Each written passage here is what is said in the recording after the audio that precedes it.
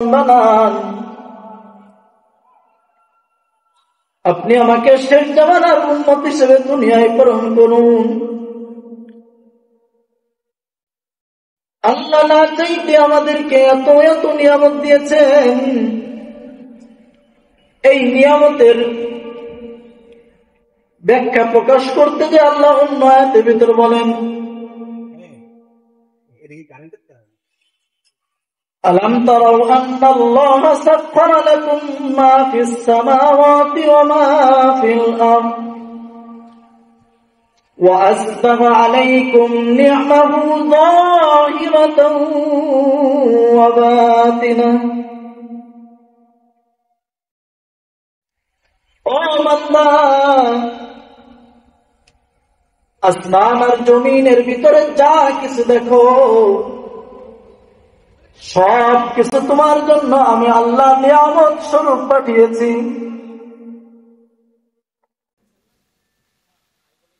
তারা তাদের জিন্দেগি নবীর প্রত্যেকটা সুন্নাতের উপর চালিয়েছেন। কখনো কোন সুন্নাত অবমাননা হতে কোন সাহাবী জীবিত থাকতে পছন্দ করেন না।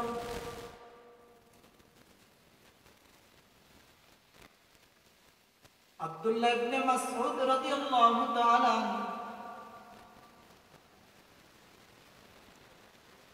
কিছু লোক দেখছে মসজিদে নববীর মধ্যে ইরশাকের নামাজ জামাতের সহিত পড়তেছেন। আব্দুল্লাহ ইবনে মাসউদ রাদিয়াল্লাহু তাআলা একটু লক্ষ্য করে দেখলেন, হায়রে, নবীর জামানায় নবীকে তো কখনো ইরশাকের নামাজ জামাতে পড়তে দেখি নাই। আমি আব্দুল্লাহ ইবনে মাসউদ জীবিত থাকবো আর নবীর একটা সুন্নাতকে খিলাফ করবে? মুহতারাম হাজিরিন, সাহাবায়ে কেরাম জীবিত থাকা সত্ত্বেও একটা সুন্নাত কখনো কেউ অবমাননা করছে এটা সে সহ্য করে নাই।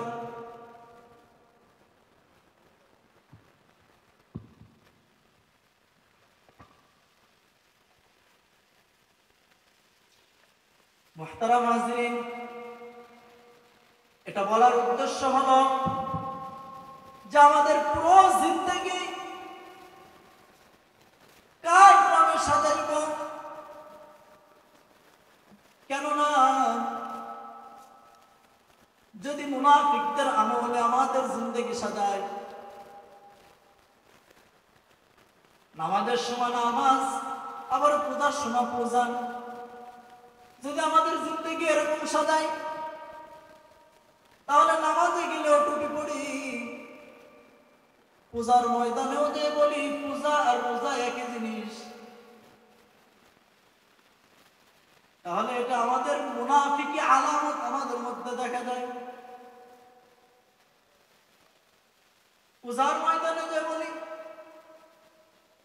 মা আশীর্বাদে আমাদের আজকে এত দূর আসছি। মুহতারাম হাজিরিন, সাহাবায়ে কেরাম কখনো এমনটা করেন নাই।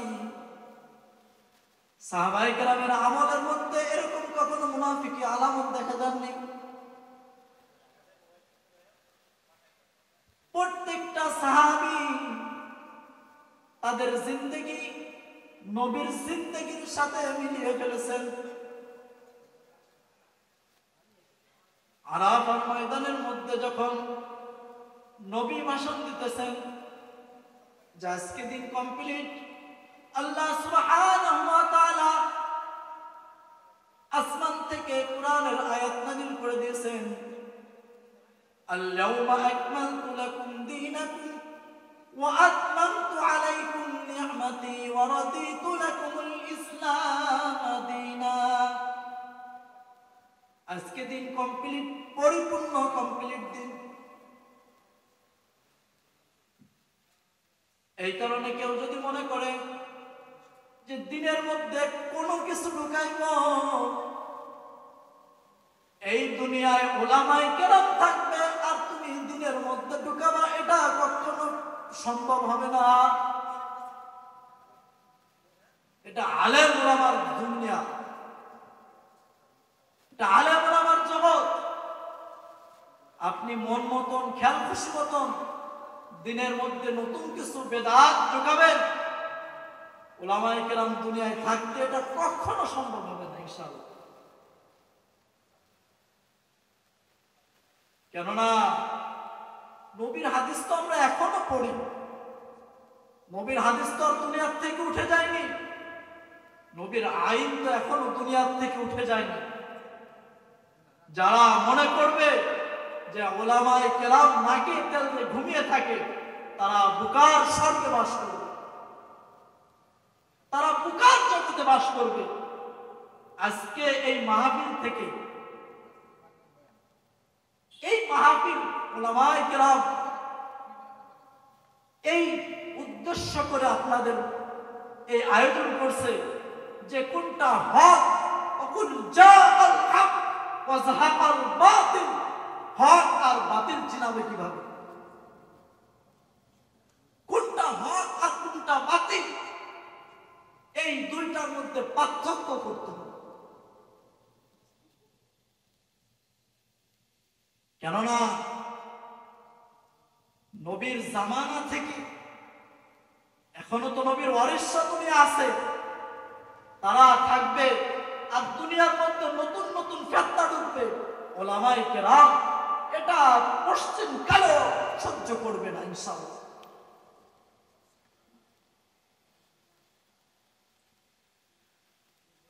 তো নবীর যে আদর্শ সাহাবায়ে কেরাম মিলিয়েছে, তাদের শরীরের মধ্যে তাদের পুরো চুল থেকে পায়ের নখে পর্যন্ত নবী যেভাবে চলতে বলছে, যেভাবে করতে বলছে, কেননা দিন তো তখনই কমপ্লিট হয়েছে, আনকমপ্লিট কিছুই নাই।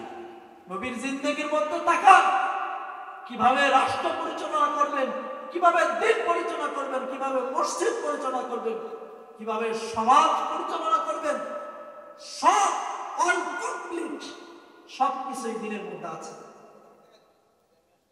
এখন এসে নতুন কিছু ঢুকিয়ে বলবেন এটা চলবে না, ওটা চলবে, সেটা চলবে।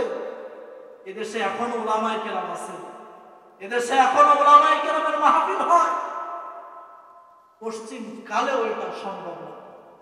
আল্লাহ আমাদেরকে সমস্ত প্রকারের বেদাত, সমস্ত প্রকারের গুনাহ থেকে হেফাজত করুন, আমিন। ওয়া আখিরু দাওয়ানা আলহামদুলিল্লাহি রাব্বিল আলামিন। আলহামদুলিল্লাহ সুম্মা আলহামদুলিল্লাহ।